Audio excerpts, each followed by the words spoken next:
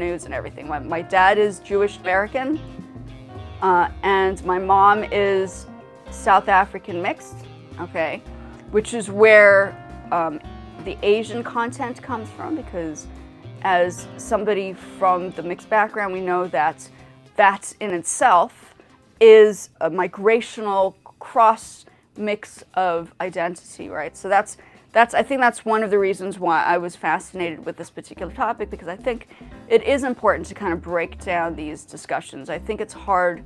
I think it's one of those things people can't really pinpoint because it's not something they can necessarily talk about. You have to sort of know a little bit about the subject to actually really have a discussion with it, right? So that's where I'm coming from. So going back to this whole thing on the Sony one, because I wanted not just to focus on the subject of the topic, like Sony or Yamaha or Ryuichi Sakamoto, or I wanted to see where the integration came in. That's why I did that video in the first place, because I thought it was important. Not enough people talk about the history between the companies and how they kind of molded together, right, our present day life. I wanted to get into that discussion on the identities of past identity through the art and the creative field, and what people came up with throughout their process of moving and integrating new concepts and ideas that they kind of found in different spaces and environments and places that they've traveled to and lived and all of that stuff. The mind starts thinking differently when you start seeing things outside of just one perspective. Like, for instance, a person could say, oh, she's just American, or they can say, hold on a second, she has like a weird accent. This doesn't seem completely 100% American. What else is going on back behind the story? So I like the behind the story. I like to know the people behind the stories and their works. Just like the dinosaurs, why did their bodies change? Why did their muscle structures adjust? Why did they start growing feathers? Why did some of them survive and others didn't make it? The same thing applies for humans in general. We just don't, I just don't think we talk about this enough. So this channel, even though it's art creative stuff, the reason why I do like multi-dimensional things is because I'm trying to get people to think past just, like, for instance, we have AI systems now, right? We have AI, and AI kind of can have a conversation on 10 different conversations on top of the conversation we're having, plus and then some. So think of it as breaking that one mind track perspective and being a little bit more open to transitions and changes and reconstructing ideas on multiple levels. So that's what it is. That's what I'm doing. I mean, I could do music, I can sit and do music and then entertain people, but at the same time, I also think it's important to do, like, I am an academic. I mean, I've tried very hard not to be an academic, but I am an academic because of what I studied. So the academia that I learned in South Africa, which was very intense, the professor that I had was actually an Oxford grad. So you can just imagine the people who were teaching the academic world at University of Witwatersrand were very, very, very focused on the documents and the research and the analysis, whereas the States wasn't as focused as I think it could have been on those particular topics. South Africa was very advanced in the academia. Let's put it this way, when I do the more detailed videos and they're placed in like the main section of the video section, you'll be able to get the translation. As a translator, I've actually placed on to the channel finally, after like years of trying to figure out why am I not reaching other people, I finally put the auto dubbing for all countries on, finally. So even if it is not quite understood now, once I have it ready for people to understand, you'll be able to retranslate it into the language that you feel comfortable in.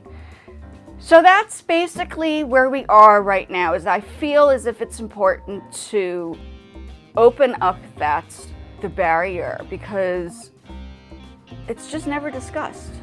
Like, we talk about the dinosaurs and the extinction and all of these things that happen, but we don't talk about the migration of present-day humans, people who are traveling the world, who are globally aware, not just seeing them in the actual movies or stage or performances, but how are they as individuals? Where are their minds right now? That's like, I'm curious about how, like, say for instance, you guys have traveled to different places.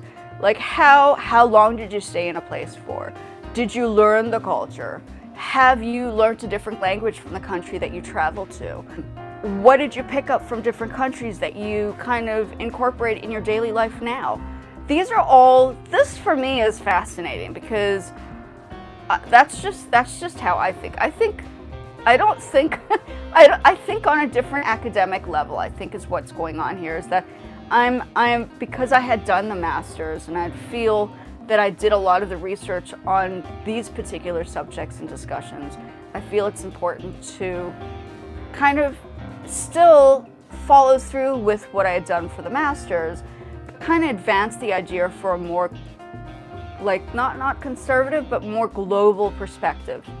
Because at FITS, they never spoke about the global perspective. They always, like at the time, I don't know if they do it now, but the global perspective is what I was focused on.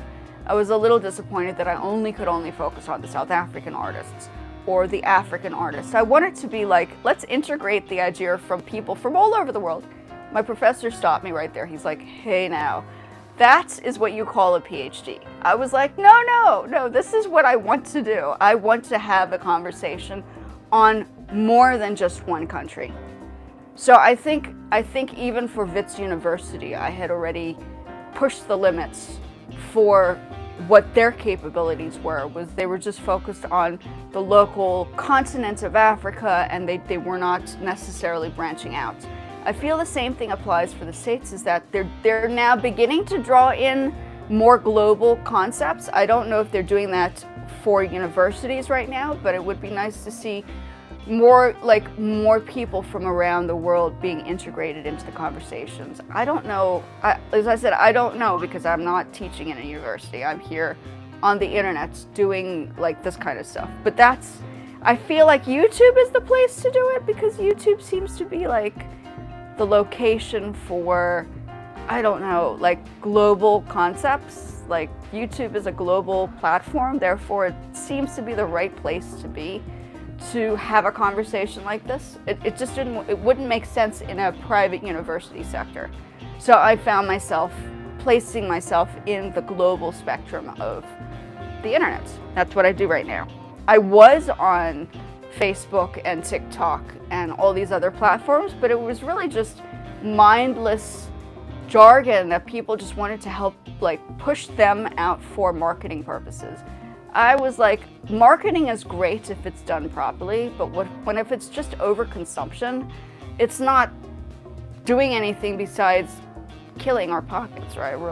We're being like, I don't know. Like we can, like there's a certain time and a place to really over exceed with promoting products, and then there's a certain time and place that like it needs to just like slow down because we have environmental issues. And people are just, I don't know, contaminating the world because we have overconsumption. So the overconsumption is also a problem. That's like, and when I was doing the Shell Livewire business course and passed the business course, Shell Livewire was very, very focused on how would you be able to protect the planet. These are all the things that because Shell is like a huge global company, right? They're trying to deal with environmental issues.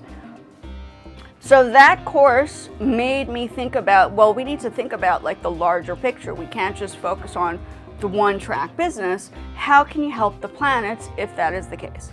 So Shell Livewire was good because it actually did open up that barrier to identify global issues and to kind of zoom in on a particular topic and then work your way out to create something on a larger scale. So for me, this is where I am, is that I had done that, and I'm like, I just think out of the box.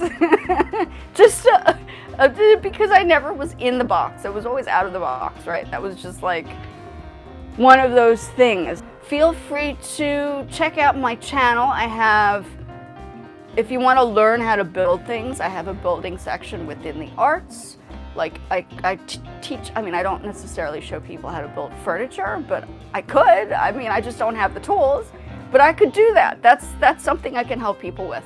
Or if you want to learn a little bit of music, I have a music section. If you want to learn how to do graphic design and how to maybe even set up a business from those skills, I have a section for business as well. So I'm opening, I have, people probably laugh at me and say, how on earth is she doing this?